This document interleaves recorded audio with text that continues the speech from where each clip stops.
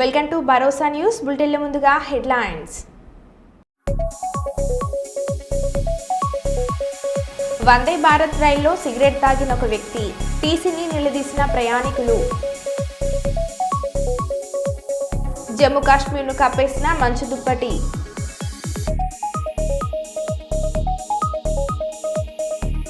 తెలంగాణలో త్వరలో ఉప ఎన్నికలు. బీఆర్ఎస్ పార్టీ నుంచి ఫిరాయించిన 10 మంది ఎమ్మెల్యేల విషయంలో స్పీకర్పై పెరుగుతున్న ఒత్తిడి. సంవత్సరం నుంచి మిషన్ భగీరథ నీళ్లు రాక ఖాళీ బిందెలతో రోడ్డెక్కిన మహిళలు. చిల్కూరు బాలాజీ ఆలయ ప్రధాన అర్చకుడు రంగరాజన్ సౌందర్యను పరామర్శించిన కేటీఆర్. శ్రీ శ్రీ సేవాలాల్ మహారాజ్ 286వ జయంతి ఉత్సవాల కరపత్ర ఆవిష్కరణ.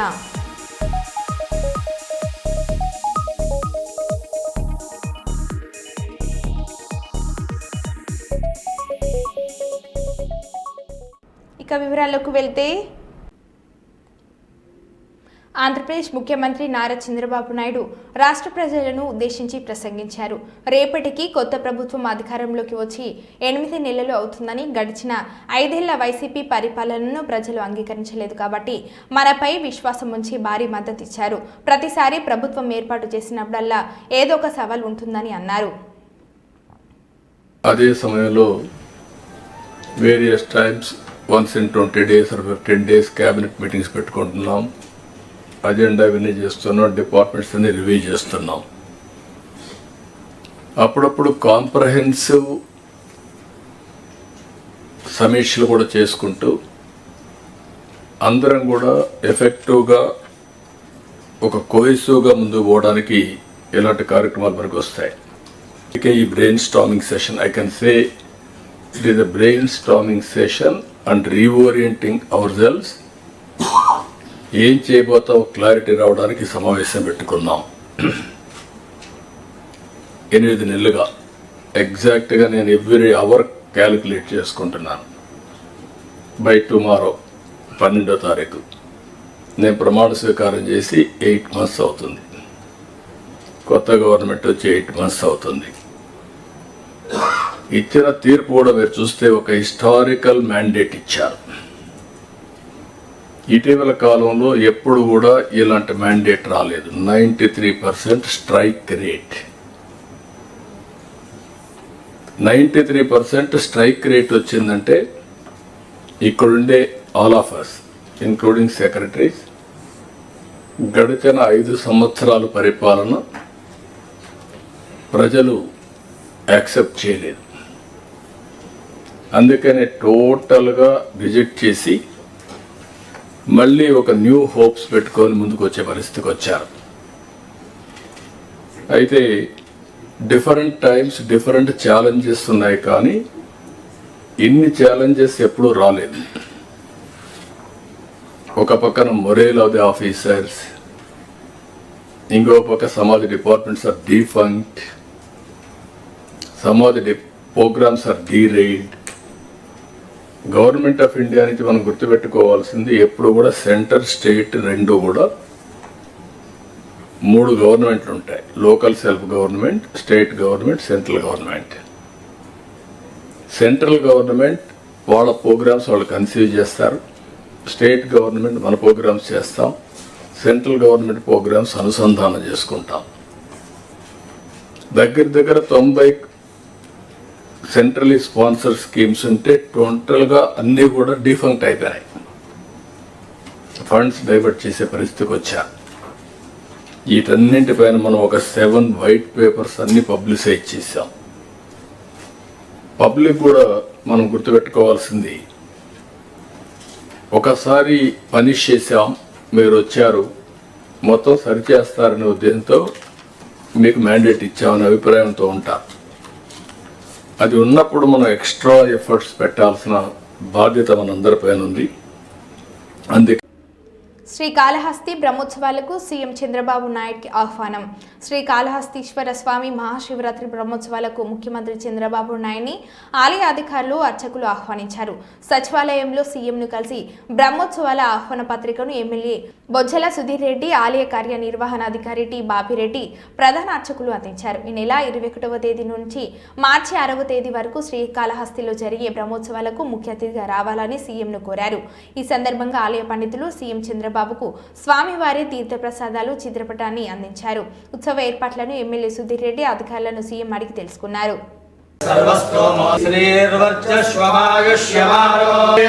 ధాన్యం ధనం వశం బహుపుత్రాసీ భగవాన్ కాళహస్తీశ్వర శివ శ్రీ జ్ఞానేశ్వర స్వామినః పరిపూర్ణ అనుగ్రహ ప్రసాద సిద్ధిరస్తు తథాస్తు.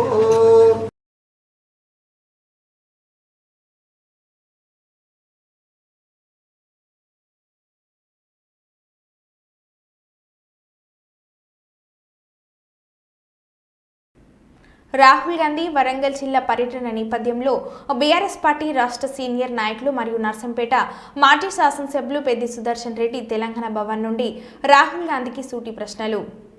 ఈరోజు తెలంగాణలో వరంగల్ కేంద్రంగా కాంగ్రెస్ అధినేత రాహుల్ గాంధీ పర్యటన ఉన్నట్టు పత్రికల్లో మీడియాలో వార్తలు వచ్చినాయి. పోలీసు బందోబస్తు అన్ని కూడా ఏర్పాటు చేసిన తర్వాత చివరి నిమిషంలో రద్దు ప్రకటన చేసింది కాంగ్రెస్ పార్టీ. తెలంగాణలో రాహుల్ గాంధీ అడుగుపెట్టే ధైర్యం లేదు.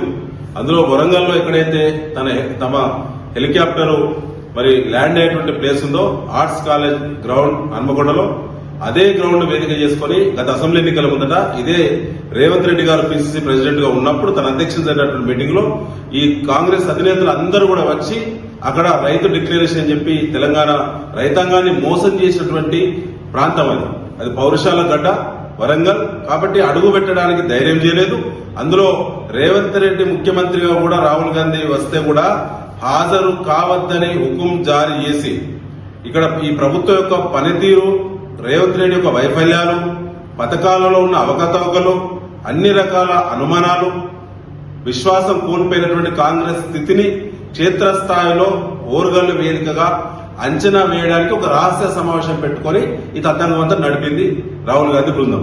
కానీ చివరగా అది రక్షణ ఉండదని చెప్పి బీఆర్ఎస్ శ్రేణుల నుంచి ముఖ్యంగా రైతులు ఈ మధ్య వరంగల్ జిల్లాలో అన్ని ప్రాంతాల్లో కూడా ఊరు వాడ రైతాంగ సమస్యల మీద కాంగ్రెస్ ప్రభుత్వాన్ని నిలదీస్తున్నారు. కాబట్టి ఆ ఫీడ్బ్యాక్ తీసుకుని రాహుల్ గాంధీ బృందం కాంగ్రెస్ పార్టీ ఈ పర్యటన రద్దు చేసింది. ధైర్యం లేదు. ఆనాడు అన్ని రైతాంగానికి పండుగ చేస్తామని చెప్పి నమ్మబలికినటువంటి రైతు భరోసా మోసమైంది, 12,000 వ్యవసాయ కూలీ మోసమైంది. ఆ తర్వాత బోనస్ అనే పేరు మీద బోగస్ మాటలు ఇచ్చారు. 2 నెలలైనా ధాన్యం ఎత్తి ఇప్పటి వరకు రైతుల ఖాతాలో బోనస్ డబ్బులు కూడా పడటం లేదు. రుణమాఫీ పూర్తి వైఫల్యమైంది. రుణమాఫీ దాదాపుగా 60% పైబడి రైతులు ఇంకా కూడా రుణమాఫీ కోసం ఎదురు చూస్తా ఉన్నారు.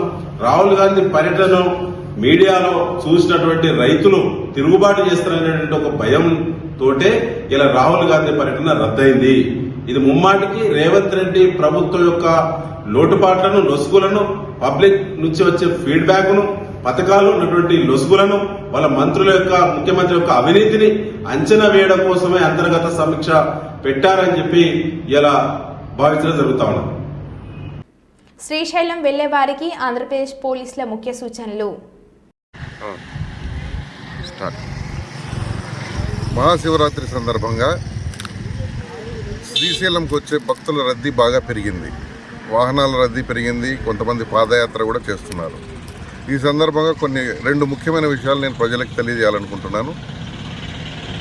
ఈ రద్దీ ఆత్మకూరు దోర్నాల మీదుగా బాగా రద్దీ పెరిగింది. అంటే నందికొట్కూరు, ఆత్మకూరు, దోర్నాల మీదుగా శ్రీశైలం చాలా వాహనాలు వస్తున్నాయి. భక్తుల రద్దీ బాగా పెరిగింది. అదేవిధంగా ఈ సందర్భంగా ప్రజలకు తెలియజేయడం ఏమంటే, గూడ్స్ వాహనాల్లో దయచేసి రావద్దు. గూడ్స్ వాహనాల్లో 20 మంది 30 మంది ఎక్కి వస్తున్నారు. రకరకాల ప్రాంతాల నుంచి వస్తున్నారు. గూడ్స్ వాహనాల్లో బాడీలో కూర్చుంటున్నారు, పైన పలకేసి మళ్ళీ దానిపైన కూర్చుంటున్నారు. ఈ విధంగా రావడం చాలా ప్రమాదకరం. యాక్సిడెంట్లు జరిగినట్టయితే ప్రాణ నష్టం జరిగే అవకాశం ఉంది. కాబట్టి గూడ్స్ వాహనాలను తప్పనిసరిగా మేము ఆపుతాము, కేసు రాస్తాము. వాహనం యొక్క పర్మిట్ రద్దు చేస్తాము, డ్రైవర్ లైసెన్స్ కూడా సస్పెండ్ చేస్తాం, వాహనాన్ని కోర్టుకు పెడతాం. దయచేసి ఎవరు కూడా గూడ్స్ వాహనాల్లో ప్రయాణం చేసి శ్రీశైలం మల్లన్న దర్శనానికి రావద్దండి. మీ వాహనాలు సీజ్ చేయబడితే కోర్టుకు కూడా పెడతాం. అందరూ ఆర్టీసీ బస్సుల్లోనూ లేదా ఇతర ప్యాసింజర్ వాహనాల్లోనూ దయచేసి రండి, మీ ప్రాణాలు కాపాడుకోండి, ఇతరుల ప్రాణాలు కూడా కాపాడండి. రెండో విషయం ఏంటంటే గూడ్స్ వాహనాలు కూడా ఈ రూట్లో నందికొట్కూరు, ఆత్మకూరు, దోర్నాల మీదుగా దయచేసి రావద్దండి. మీరు ఆత్మకూరు రాకుండా కర్నూలు, గిద్దలూరు మీదుగా గుంటూరు వైపు వెళ్ళే వాహనాలు గిద్దలూరు మీదుగా వెళ్ళాలని మనవి. ఇంకా ముఖ్యమైన విషయం ఏంటంటే కొన్ని వాహనాలు తెలంగాణ నుంచి, కర్ణాటక నుంచి, తర్వాత కర్నూలు జిల్లాలోని కొన్ని ప్రాంతాల నుంచి మిరపకాయలు లోడు వేసుకొని వస్తున్నారు. ఆ మిరపకాయల లోడు 8 ఫీట్లు 7 ఫీట్లు హైట్ ఉంటుంది. ఆ మిరపకాయల లోడు పైన రైతులు పడుకొని వస్తున్నారు. ఇది ఎంత ప్రమాదకరమో మరి మీరే ఆలోచించాలి. ఈ విధమైన వాహనాలు వస్తే కొన్ని ఓవర్లోడు ఉంటున్నాయి, ఓవర్ హైటు, ఓవర్లోడు, ఈ 2 కేసులు రాస్తే 30,000 నుంచి 50,000 దాకా కేసు అవుతుంది. కాబట్టి అంత ఓవర్ హైట్ వేసుకోవద్దండి. ఈ మిరపకాయ లోడ్లు చాలా వస్తున్నాయి, రోజుకు 100-200 వాహనాలు వస్తున్నాయి. అవన్నీ కూడా మీరు దయచేసి నంద్యాల, గిద్దలూరు మీదుగా గుంటూరు వెళ్లాల్సిందిగా మనవి. దయచేసి ఈ రూట్లో వస్తే కేసులు రాస్తామని గుర్తుంచుకోండి. ఇంకొక ముఖ్యమైన విషయం ఏంటంటే గూడ్స్ వాహనాల్లో ఎవరైనా ఇతర రూట్లలో వచ్చినా, ఏ రూట్లో నుంచి వచ్చినా పైన శ్రీశైలంలో ఖచ్చితంగా ఒక ఆర్టీఓ అధికారి మార్చి 5వ తారీఖు వరకు ఉంటారు. ఈ వాహనాలకు కూడా 20,000, 30,000 నుంచి కేసులు రాసి వాహనం సీజ్ చేసి అన్ని రకాల చట్టపరమైన చర్యలు తీసుకుంటాము. దయచేసి గూడ్స్ వాహనాల్లో ప్రయాణం చేయొద్దండి. మీ ప్రాణాలు కాపాడుకోండి, ఇతరుల ప్రాణాలు కాపాడండి. ఇది ప్రజలందరికీ నా మనవి. జమ్మూ కాశ్మీర్లో భారీగా మంచు కురుస్తుంది. డిసెంబర్ నుంచి ఫిబ్రవరి వరకు శీతాకాలం కావడంతో జమ్మూ కాశ్మీర్లోని సోనామార్గ్ను మంచు దిప్పటి కప్పేసింది. దీంతో అక్కడ మంచు అందాలు కనువిందు చేస్తున్నాయి. ఏకధాటిగా మంచు కురుస్తుండటంతో రవాణాకు తీవ్ర అంతరాయం ఏర్పడుతుంది.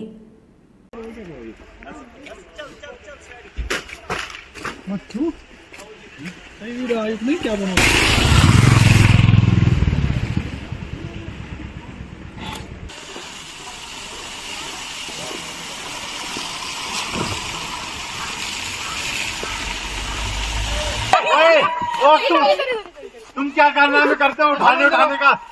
ओए आ जाओ।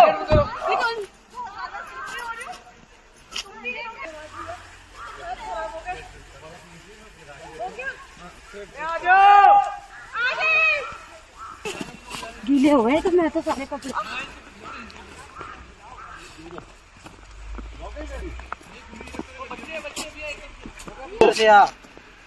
ओए अरे आओ जी तो जल्दी लाओ ना उनको।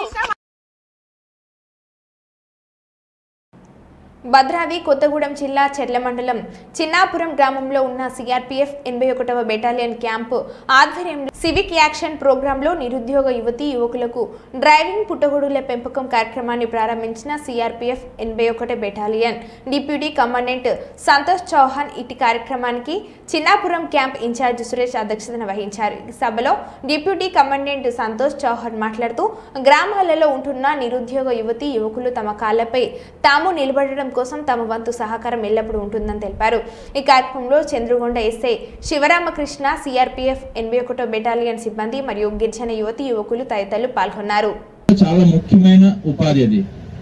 ప్రభుత్వం వెనుకబడిన తరగతుల వాళ్ళని ముందుకు నడిపించాలనే ఉద్దేశంతో, ఇక్కడ అభివృద్ధి సాధించాలి అన్న ఉద్దేశంతో క్యాంపులు పెట్టి మిమ్మల్ని వెనుకబాటుతనం నుంచి ముందుకు నడిపించాలనే ధ్యేయంతో ఎక్కడో మారుమూల పల్లెటూళ్ళను కూడా అభివృద్ధి చెందితేనే దేశం అభివృద్ధి చెందుతుంది అన్న నినాదంతో ఈ యొక్క సివిక్ యాక్షన్ ప్రోగ్రామ్ అనే దాన్ని స్టార్ట్ చేయడం, అభివృద్ధి మార్గంలోకి నడిపించాలి అనేటువంటి కాన్సెప్ట్ తోటి ఈ రోజు ఇంత మంచి కార్యక్రమాన్ని నిర్వహిస్తున్నటువంటి చెన్నాపురం 81 బెటాలియన్ వారికి నా తరఫున ప్రత్యేక ధన్యవాదాలు తెలియజేస్తున్నాను. ఎందుకంటే ఇటువంటి కార్యక్రమాలు చాలా అద్భుతంగా నిర్వహిస్తూ ఉంటారు. ఈ ఇంటీరియర్ గ్రామాలలో మనకి మష్రూమ్ ఫార్మింగ్ అనేది చాలా తక్కువ అన్నమాట. ఇప్పుడు చిన్న రూమ్స్లలో ఒక 20 ఫీట్స్ 40 ఫీట్స్ 30 ఫీట్స్ అంత చిన్న రూములలో గృహిణులు ఇళ్లలో ఉండేవాళ్ళు సిటీస్ లో భర్తలు ఉద్యోగాలకు పోతే భార్యలు చిన్న చిన్న కంటైనర్స్ రూమ్స్ లో మష్రూమ్ ఫార్మింగ్ చేసి నెలకొచ్చేసరికి 30,000-40,000 సంపాదించి ఫార్మింగ్ చేసి బయటికి మనము సేల్ చేయగలిగితే కనుక దానికి మంచి లాభాలు ఉన్నాయి. ఈ మష్రూమ్ ఫార్మింగ్ ఒక 21 days లో దీనికి క్రాప్ వస్తుంది. 21 days తర్వాత మళ్ళీ 15-20 days లో మళ్ళీ క్రాప్ వస్తుంది. సో ఇది రెగ్యులర్ ఇన్కమ్. ఈ ఇన్కమ్ అనేది ఆగుతూ ఉండదు.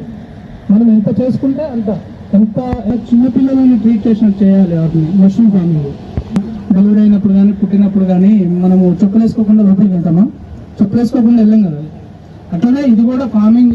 ఇలాగే మా గ్రామాల్లో 9 గ్రామాలు ప్రతి సంవత్సరం ఇలాంటి ప్రోగ్రాం పెట్టడం కూడా నాకు సంతోషంగా ఉంది. ఈ ప్రోగ్రాం వల్ల మా విలేజెస్ వాళ్ళు కూడా చాలా మంది అభివృద్ధికి తోడ్పడతారని నేను అనుకుంటున్నా. ఈ మస్కూరు కొట్టగొడుగు లాంటి ఈ మన ఏరియాలో నేచురల్ గా దొరికటి ఇప్పుడు మన ఏరియాలో కూడా ఇప్పుడు దొరకటం కష్టం అవుతుంది. దీన్ని మనం కృత్రిమ గర్భధారణ ద్వారా మనమే తయారు చేసుకొని మన ఏరియా వాళ్ళకు అభివృద్ధికి తోడ్పడుతుందని మన విలేజెస్ లో వాళ్ళకు ఇలాంటి ప్రోగ్రాం పెట్టి మన ద్వారా వీటిని అభివృద్ధి చేద్దామని సార్ వాళ్ళు కూడా ఈ ప్రోగ్రాం మంచిగా పెట్టిండు. वो आज उपस्थित हमारे बीच नहीं है, उनको कहीं जाना पड़ गया अर्जेंटली, तो उनके मार्गदर्शन में चिन्नापुरम कैंप के जो आसपास के ग्रामीण इलाके हैं यहाँ पर हम लोगों ने सिविक एक्शन प्रोग्राम के तहत 2 प्रोग्राम चलाने का इस वर्ष निर्णय लिया है. इसमें जितने भी ग्रामीण युवक हैं या जहाँ भी हमारे शहरों में युवक हैं उनको आत्मनिर्भर बनाया जाए. जब हम आत्मनिर्भर की बात करते हैं तो उसमें जरूरी है कि हमको एक कोई ना कोई स्किल्ड काम आना चाहिए.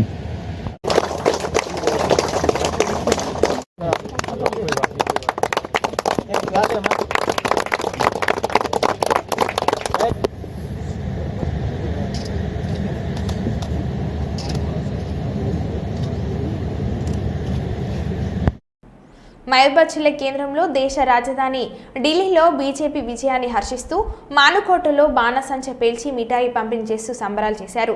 అనంతరం బీజేపీ రాష్ట్ర కార్యవర్గ సభ్యులు యాప సీతయ్య, మాజీ జిల్లా రామచంద్రరావు మాట్లాడుతూ నీతి, నిజాయితీ, నిబద్ధత కలిగిన భారతీయ జనతా పార్టీని ఢిల్లీ ప్రజలు అఖండ మెజార్టీతో గెలిపించినందుకు ప్రత్యేక కృతజ్ఞతలను తెలియజేశారు.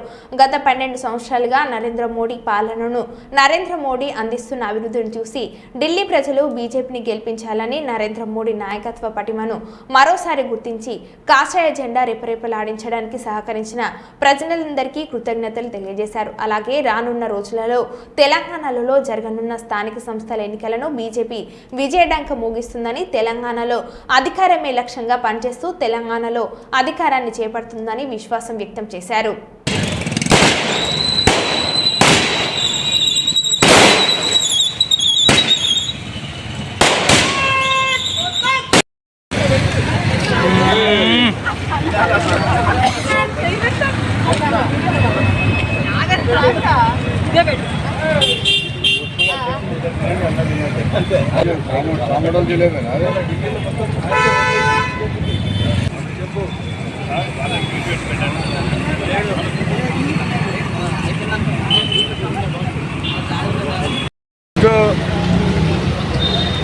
ఏదైతే ఢిల్లీ అసెంబ్లీ ఎన్నికలో ఈరోజు రిజల్ట్ ఆవిర్భవించడం జరిగింది.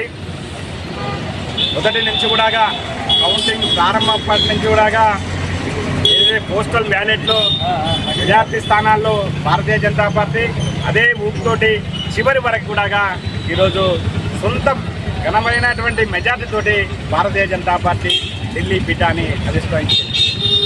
ఏదైతే ఢిల్లీ ప్రజలు గత 3 పర్యాయాలుగా అక్కడ ఆమ్ ఆద్మీ పార్టీని అధికారంలో పెట్టి వారు కేజ్రీవాల్ గారు చేసినటువంటి అవినీతి అక్రమాలకు దూరం పెట్టాలని చీపురు గట్టని చీపురుతోటి ఊడ్చేసి ఇవాళ కమలాన్ని వికసించే విధంగా ఢిల్లీ ప్రజలు నిర్ణయం తీసుకొని గద్దెనెక్కేయడం జరిగింది. ఏదైతే గత 27 సంవత్సరాలుగా సుష్మా స్వరాజ్ గారు 98లో మా భారతీయ జనతా పార్టీ అధికారం కోల్పోయి కాంగ్రెస్, ఆ తర్వాత ఆమ్ ఆద్మీ పార్టీ నేడు తిరిగి మళ్ళీ 27 సంవత్సరాల సుదీర్ఘ కాలం తర్వాత భారతీయ జనతా పార్టీకి పట్టం కట్టడం జరిగింది. ఏదైతే ఢిల్లీ ప్రజలు భారతీయ జనతా పార్టీకి 48 స్థానాలతోటి పూర్తి స్థాయి ఘనమైన మెజార్టీ ఇచ్చినందుకు భానుకోట భారతీయ జనతా పార్టీ పక్షాన ఢిల్లీ ప్రజలకు ప్రత్యేక ధన్యవాదాలు తెలియజేస్తున్నాం.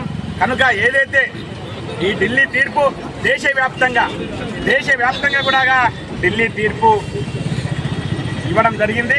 రాబోయే రోజుల్లో కూడా ఢిల్లీ తీర్పు అయితే ఏ విధంగా ప్రజలు ఇచ్చారో రాబోయే రోజుల్లో తెలంగాణలో కూడా నెక్స్ట్ తెలంగాణ టార్గెట్, తెలంగాణలో అధికారంలో డబుల్ ఇంజన్ సర్కారు తీసుకురావడమే లక్ష్యంగా భారతీయ జనతా పార్టీ కార్యకర్తలంతా కూడా తెలంగాణలో ఉన్నటువంటి ప్రతి కార్యకర్త కృషి చేస్తారని కూడా ఈ సందర్భంగా తెలియజేస్తూ, ఎందుకంటే నీతివంతమైనటువంటి పాలనల్లో అధికారం చేకూర్చి డబుల్ ఇంజన్ సర్కార్ని ఈ తెలంగాణ ప్రాంత ప్రజలకు కూడా కోరుకుంటున్నారు.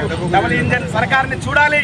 ఇవాళ ఢిల్లీ ప్రజలు చూశారు, రేపు తెలంగాణ ప్రజలు కూడా చూస్తారని కూడా ఈ సందర్భంగా తెలియజేసుకుంటూ జై హింద్, జై భారత్, భారత్ మాతాకి. ఢిల్లీ ప్రజలందరూ కూడా దేశమంతా బాగుపడుతుంటే ఢిల్లీ దేశ రాజధాని ప్రజలు నష్టపోతున్నారనే విషయాన్ని గమనించినటువంటి ఢిల్లీ ప్రజల తీర్పు ఈరోజు చాలా గౌరవప్రదమైన తీర్పు ఇచ్చారు. దేశం మొత్తం లోపల కూడా నరేంద్ర మోడీ గారి యొక్క నాయకత్వాన్ని బలపరుస్తున్నారు. సంవత్సరం నుండి మిషన్ భగీరథ నీళ్లు రాక కాలి బిందులతో రోడ్డెక్కిన మహిళలు రంగారెడ్డి జిల్లా మడుగుల మండలం ఇర్విన్ గ్రామంలోని ప్రతాప్ నగర్లో త్రాగునీటికి కటకట.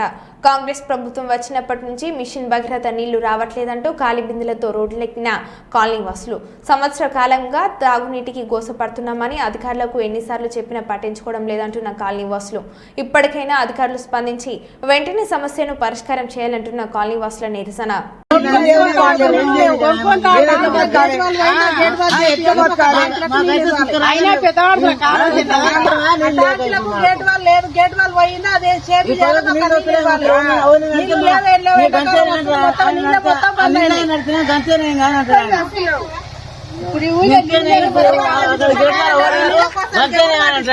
ఆయన చెప్తే మరి ఏంది ఆయనది నాకు అర్థమవుతలేదు. ఇక్కడ నీళ్ళు లేకుండా గాడిలో కాస్తున్నాం.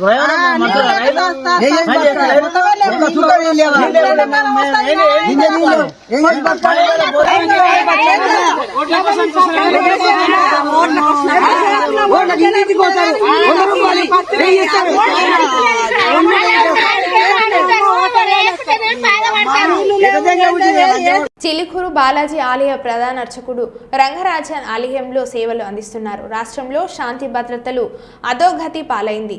ఇది అత్యంత దుర్మార్గమైన నీచమైన కార్యక్రమం. ఇది ఎవరు చేసినా, ఏ పేరిట చేసినా, ఏ అజెండాతో చేసినా ఉపేక్షించకూడదు. దైవ సేవలో నిమగ్నమయ్యే రంగరాజన్ సౌందర్య రాజ్యం కుటుంబం పరిస్థితి ఏ విధంగా ఉందంటే రాష్ట్రంలో శాంతి భద్రతలు ఏ విధంగా ఉన్నాయో అర్థం చేసుకోవచ్చు. ఈ దాడికి పాల్పడ్డవారు ఏ ముసుగులో ఉన్నా ఈ జెండా పట్టుకున్న వారిని కఠినంగా శిక్షించాలి. ఈ దాడి చేసిన వారిని చట్టపరంగా శిక్షించాలి. భవిష్యత్తులో ఇలాంటి సంఘటనలు జరగకుండా చర్యలు తీసుకోవాలని కేటీఆర్ అన్నారు. ఈరోజు రాష్ట్రంలో అధోగతి పాలైన శాంతి భద్రతల సాక్షిగా వారి మీద దాడికి దిగడం ఏదైతే ఉందో నిజంగా కూడా అత్యంత దుర్మార్గమైన, అత్యంత నీచమైన కార్యక్రమం. ఇది ఎవరు చేసినా, ఏ పేరిట చేసినా, ఏ ఎజెండాతో చేసినా శాంతి భద్రతల విషయంలో మాత్రం ఉక్కుపాదంతో వ్యవహరించాల్సిన బాధ్యత రాష్ట్ర ప్రభుత్వం మీదనే ఉంటుంది. ఇవాళ భగవంతుడి సేవలో నిమగ్నమయ్యే పెద్దలు రంగరాజన్ గారు, సౌందర్య రాజన్ గారి కుటుంబం పరిస్థితి ఈ విధంగా ఉంది అంటే మరి ఈ రాష్ట్రంలో శాంతి భద్రతలు ఎంత అధ్వానంగా ఉన్నాయో దీన్ని బట్టి చెప్పవచ్చు. ఖచ్చితంగా ఈ దాడికి పాల్పడ్డ వాళ్ళు ఏ ముసుగులో ఉన్నా, ఏ జెండా పట్టుకున్నా వారిని కఠినంగా చట్టపరంగా శిక్షించాలని చెప్పి రాష్ట్ర ప్రభుత్వాన్ని డిమాండ్ చేస్తూ భవిష్యత్తులో కూడా ఇలాంటి సంఘటనలు పునరావృతం కాకుండా కఠినంగా చర్యలు తీసుకోవాలి. కఠినంగా సమీక్షించి పూర్తి స్థాయి భద్రత కూడా అవసరమైతే వారికి ఏర్పాటు చేయాలి. ఎందుకంటే చిలుకూరు బాలాజీ ఆలయం ఇవాళ లక్షలాది మంది అభిమానులు వారికి ప్రపంచవ్యాప్తంగా ఉన్నారు. అట్లాంటి చిలుకూరు బాలాజీ ఆలయానికి మరి గొప్పగా సేవ. కిరణ్ రాయల్పై ఆరోపణలు చేసిన లక్ష్మీరెడ్డిని చీటింగ్ కేసులో అదుపులోకి తీసుకున్న పోలీసులు వైద్య పరీక్షల అనంతరం ఆమెను తిరుపతి కోర్టులో హాజరుపరిచారు. ఆమెపై ట్రాన్సిస్టు అరెస్టు వారెంట్ ఉండటంతో జైపూర్ పోలీసులకు అప్పగించాలని జడ్జి ఆదేశాలు జారీ చేశారు. అయితే లక్ష్మి ప్రాణహాని ఉందని తెలపడంతో భక్తులు, సభ్యులు తోడుగా తీసుకువెళ్లేందుకు కోర్టు అనుమతి ఇచ్చింది. ఈ క్రమంలో పోలీసులు లక్ష్మిని చెన్నై మీదుగా జైపూర్కు తీసుకెళ్లనున్నారు.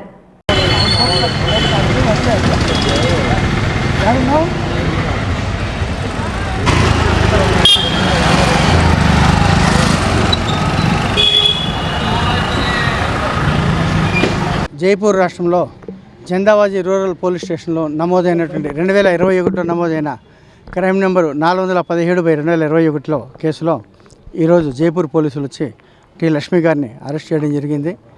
సదరు లక్ష్మి గారిని సుప్రీంకోర్టు గైడ్లైన్స్ ప్రకారము ఫాలో అవ్వమని చెప్పేసి అరెస్టు చూపించాలనే ఉద్దేశంతో మేము పోలీసు వారిని సదరు జైపూర్ పోలీసు వారిని కోరడం జరిగింది.